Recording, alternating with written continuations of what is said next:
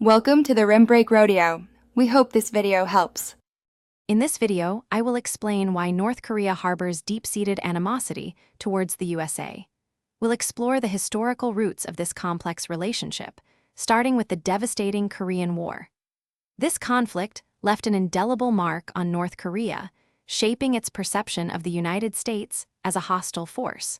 We'll also examine how ongoing geopolitical factors contribute to this enduring tension. The Korean War, which lasted 3 years, was incredibly destructive, causing an estimated 3 million deaths in North Korea. U.S. bombing campaigns during the war were extensive, leaving much of the country in ruins. Although an armistice was signed in 1953, officially ending hostilities, a formal peace treaty was never established. This unresolved conflict means the two nations are technically still at war, fostering continuous distrust and fear.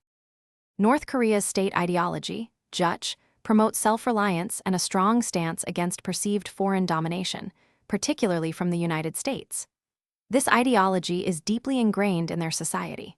Furthermore, the U.S. has imposed extensive economic sanctions on North Korea due to its nuclear weapons and ballistic missile programs.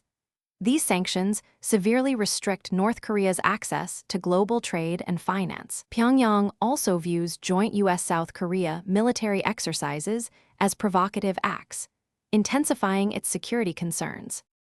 North Korea considers its nuclear weapons program essential for national security, believing it deters a potential U.S. attack. Despite various diplomatic efforts over the years, fundamental disagreements, particularly regarding denuclearization, continue to hinder progress. The relationship remains characterized by deep distrust and a lack of formal diplomatic ties.